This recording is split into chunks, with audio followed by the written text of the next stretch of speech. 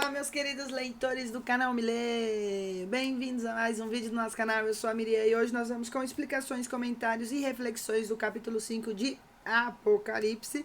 Estamos no nosso desafio de leitura aí, né, gente? Um capítulo por dia, estamos chegando aí no quinto capítulo. E, na verdade, gente, esse quinto capítulo aqui é meio que uma continuação da cena que João viu no capítulo 4.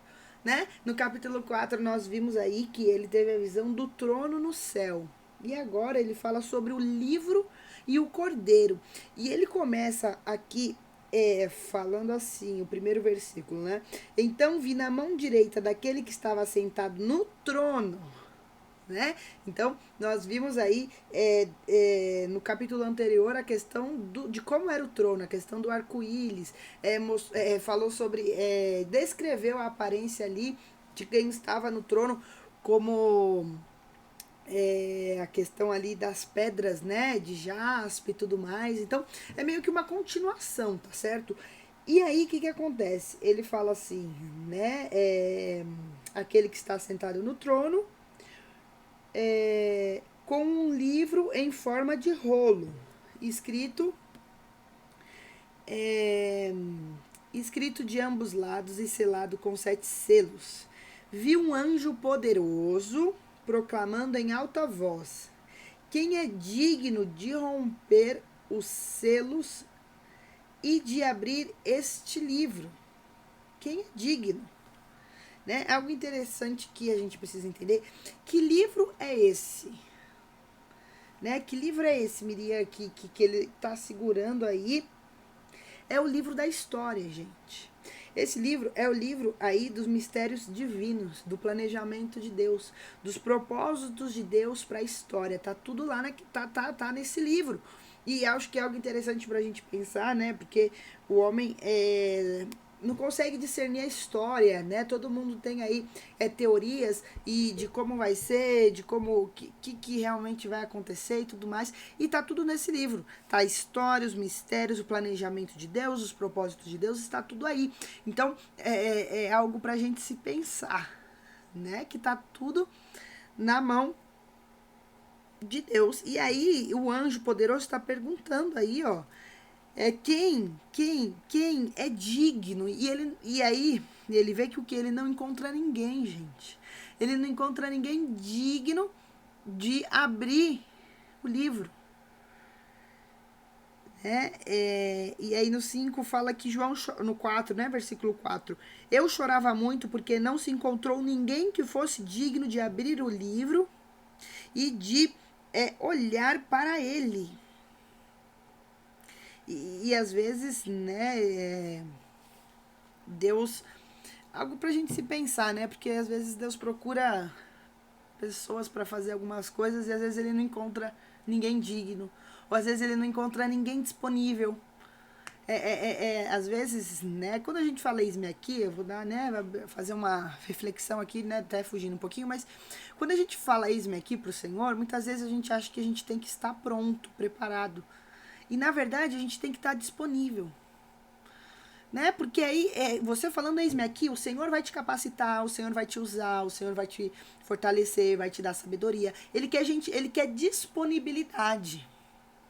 Né? E aí ele vai te dar a habilidade, ele vai te dar o que você precisa para exercer o que ele te chamou para fazer e tudo mais. Então, né, eu só abri esse parênteses aqui, mas enfim, João, ele estava chorando. E aí no 5, um dos anciões fala assim: não chore.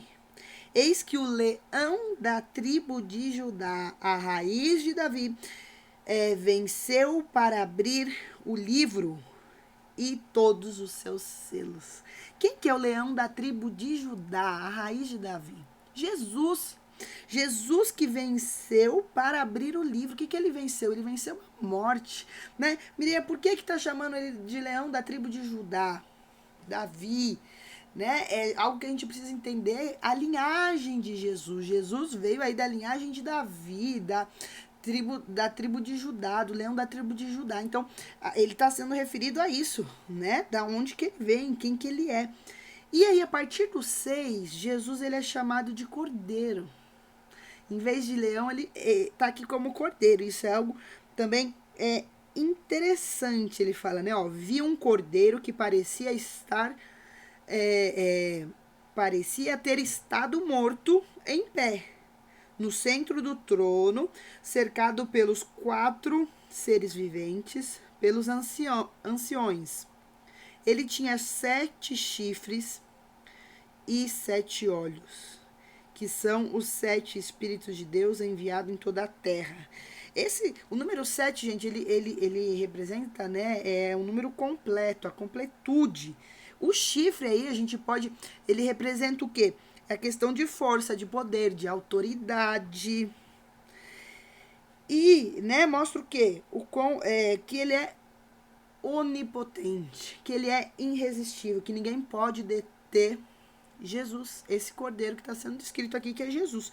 E os 7 olhos mostra o quê? A onisciência de Deus, aquele que sabe tudo, aquele que conhece tudo, aquele, né, que sabe de todas as coisas. Então, isso é algo também muito bom e muito interessante aqui que ele fala, gente.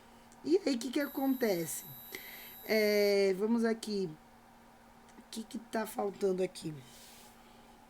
Aí o versículo 7, né? E se aproximou e recebeu o livro na mão direita daquele que estava sentado no trono. Então Deus deu o livro, né, para Jesus aí, o cordeiro. E ao receber os 4 seres viventes e os 24 anciões prostraram-se diante do cordeiro. Cada um deles tinha uma harpa e taças de ouro cheias de incenso, que são as orações dos santos, que são as orações dos santos. Gente, a questão de oração a gente vai falar um pouquinho sobre isso, né? Mas entender uma coisa, às vezes nós estamos ansiosos com o nosso futuro, estamos desesperados, desequilibrados e tudo mais. Algo que a gente precisa entender, que Deus ele está no trono e Jesus está segurando o livro.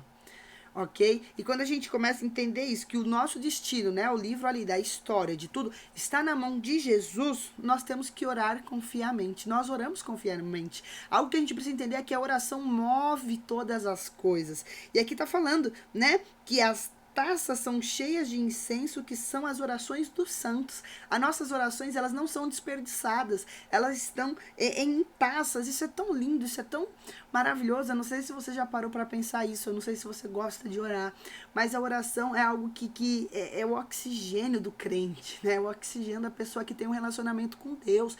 E nós não podemos deixar de orar, de clamar, quando a gente entende que o nosso destino está na mão de Deus. Outra coisa que a gente não pode deixar de fazer, de evangelizar. Ele fala aí no versículo 9, né? Ó, e eles cantaram um novo cântico. Tu és digno de receber o livro, de abrir os selos, pois foste morto, com o teu sangue compraste para Deus a gente de toda a tribo, língua, povos e nações. Então, ele foi, o teu sangue compraste para Deus, gente de toda a nação.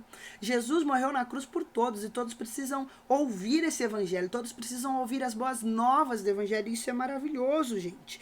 Aí, outra coisa que a gente precisa entender, quando Deus, quando Jesus, nosso destino está na mão de Jesus, a posição espiritual. Nós temos uma posição espiritual, nós temos que tomar posse da posição que nós temos. Às vezes nós falamos, eu sou um crente, a gente fica às vezes muito se diminuindo, mas nós temos autoridade no nome de Cristo Jesus, gente. Nós temos autoridade no nome de Cristo Jesus, e isso é maravilhoso. O 10 fala isso, né?